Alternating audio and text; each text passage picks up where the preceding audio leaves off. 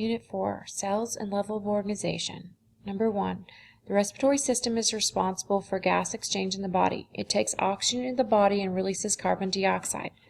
The lungs are a major organ in the respiratory system. Which of the following identifies the level of organization that's made up in the respiratory system in order of increasing complexity? A. Lung, cell, tissue, lung, respiratory system. B. Lung, respiratory system, tissue, lung, cell. C. Tissue, lung, cell, lung, respiratory system. D. Respiratory system, tissue, lung, cell, lung.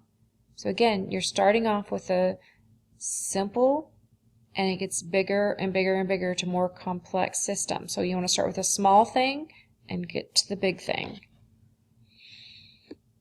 2. The leaf of a plant is composed of many parts such as stomats that let in gases, xylem tissue that carries water, phloem tissue that carries food.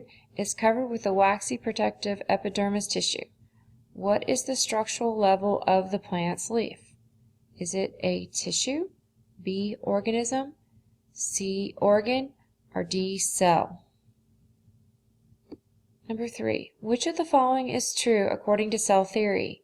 A. All cells are produced by other cells. B. Not all cells grow and develop. C. All cells have chloroplast.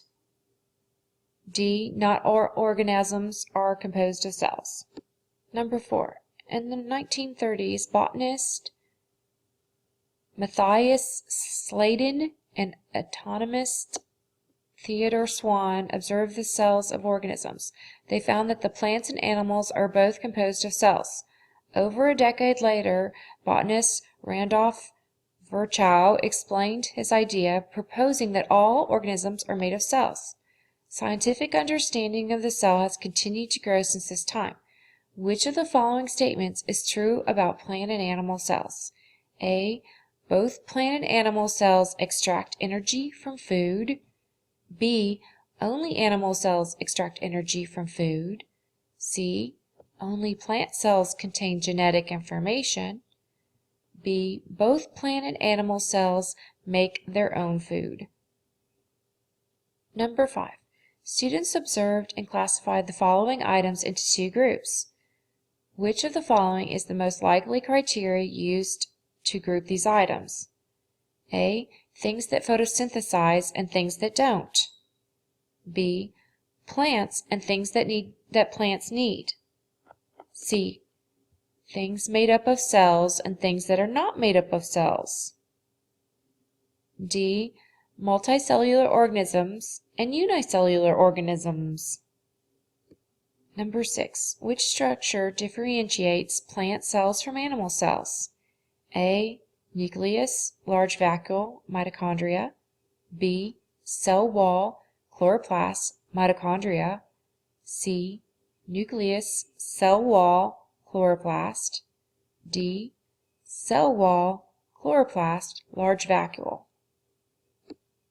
Number 7. What is the function of the chloroplast? Is it A. Provide support for the cell? B. Direct all the cell's activities?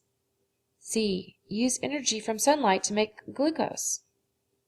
D. Regulate substances that enter and exit the cell? Number 8. Students conduct an investigation of a plant cell with the Turger pressure. They observe and draw the cells shown below. Each cell is different plant exposed to the different environment. The cells in this drawing have different shapes due to the differences in the Turger pressure. Which of the following best explains the forces acting on the cell that cause the cell's shape? A. In cell B, water inside the vacuole applies a pulling force on the inside of the cell wall. B. In cell A, water inside the vacuole applies an outward pushing force on the cell's wall. C. In cell A, air on the outside of the cell applies a pulling force on the cell's wall.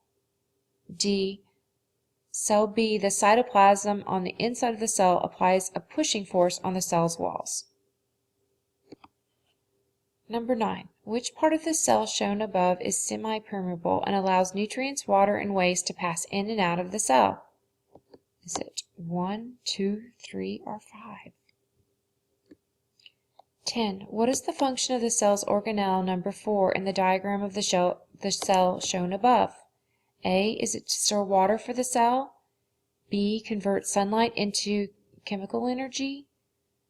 C. Control the activities of the cell? D. Provide energy for the cell to use.